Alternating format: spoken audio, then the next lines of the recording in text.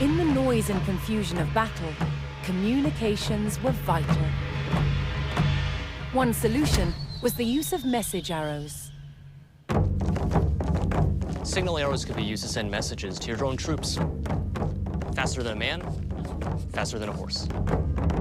It was the quickest way to communicate in the heat of battle.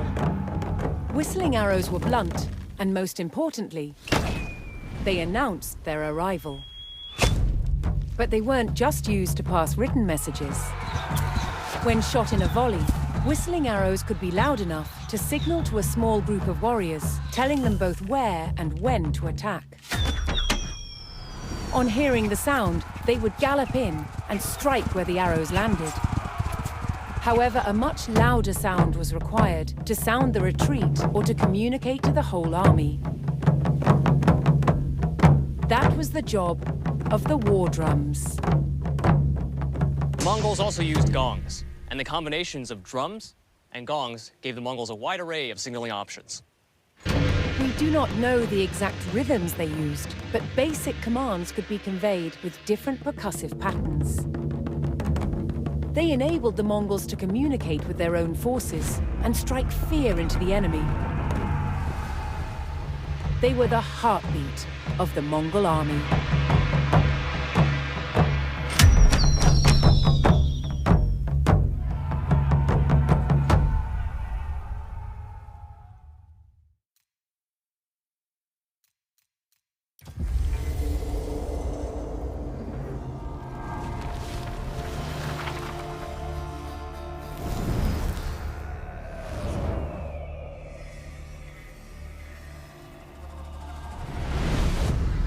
From the vast reaches of the Mongolian steppe, an army of over 100,000 men swept aside all resistance, claiming territories that spanned continents.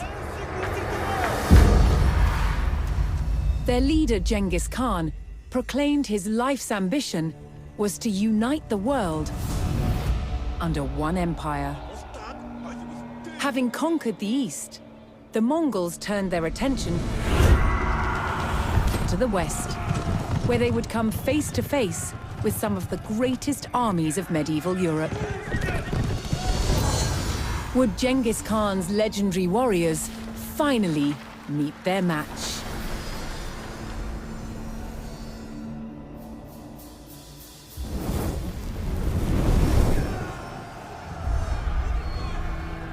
By 1221, the Mongols had taken cities throughout Asia, generating vast amounts of tribute from those they conquered.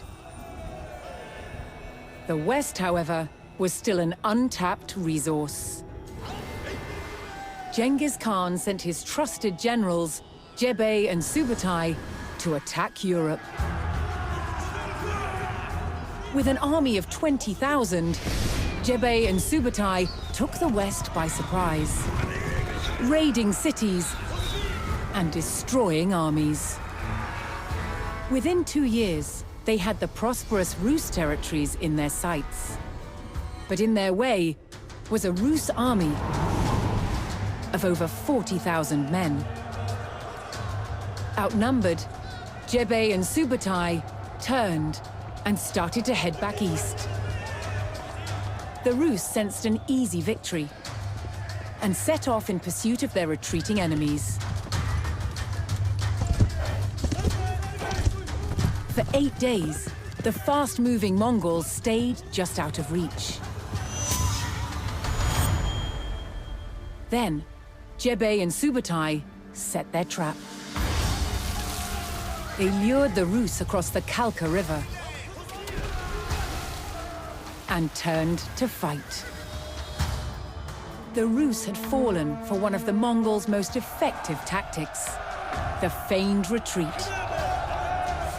The stage was set for the Mongol army to test themselves against Europe's finest.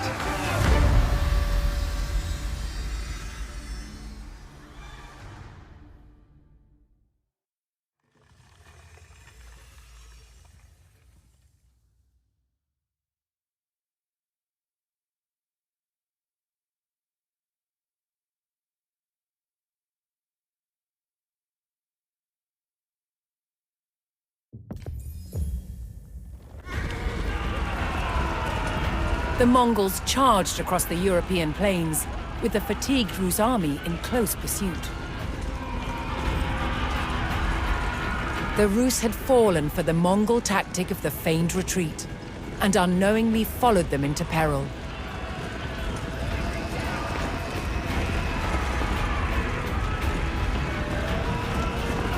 The Mongol general sprung his trap on the enemy scouts.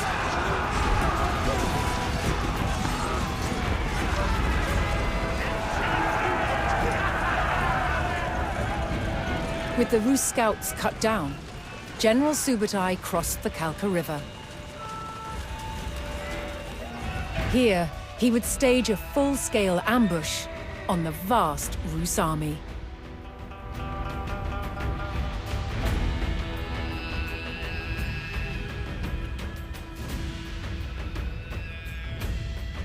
Subutai directed his warriors to split up and lie in wait for the enemy.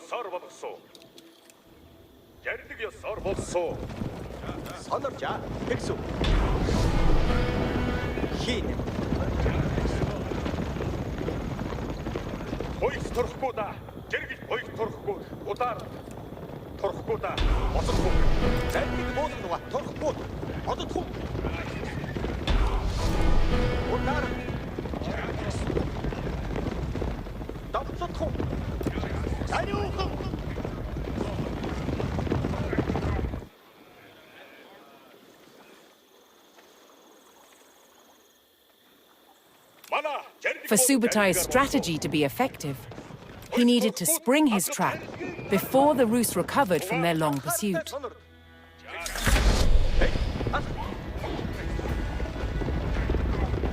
He sent his most fearsome Mangadai horse archers to draw the Rus quickly towards the ambush site. These highly skilled warriors could fire their bows rapidly while riding at speed.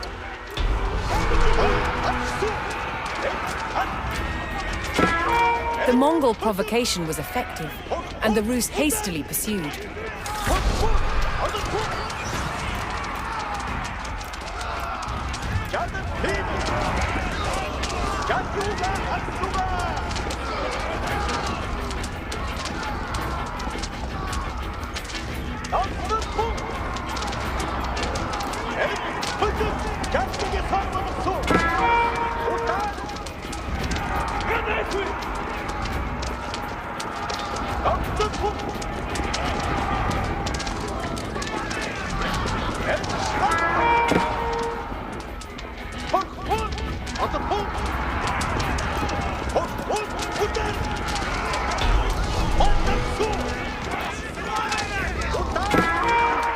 The Rus army had fallen for the feigned retreat and rode straight into the Mongol ambush. With the enemy surrounded, Subutai's battle-ready warriors descended from all sides.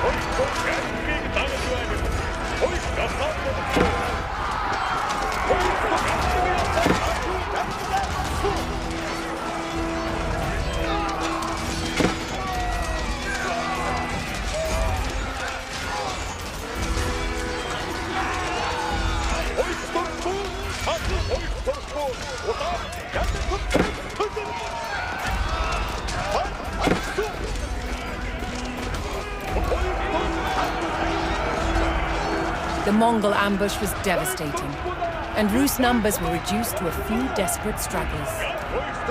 Seeing the fate of their comrades, the last Rus encircled themselves in a makeshift fort of baggage carts.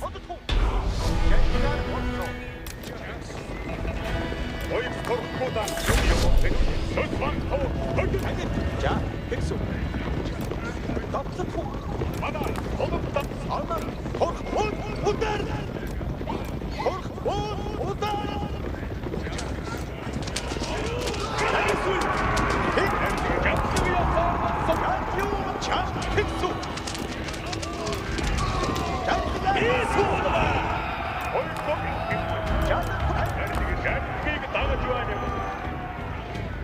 안간다 선으로 자 백수 장국의 선원소 와라 설수하니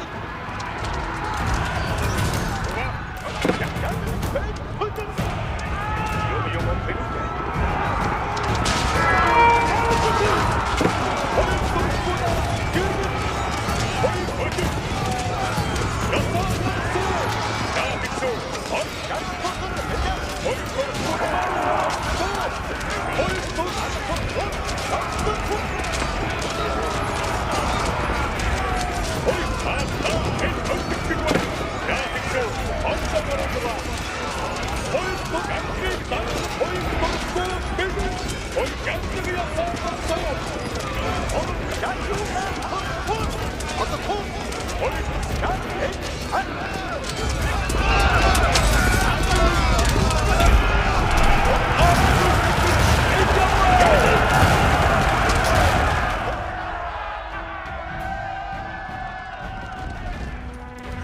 The Rus stockade fell.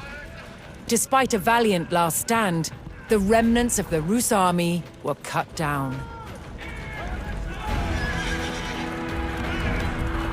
Spurred on by the crushing victory at the Kalka River, the Mongols advanced ever further into the heartland of the Rus.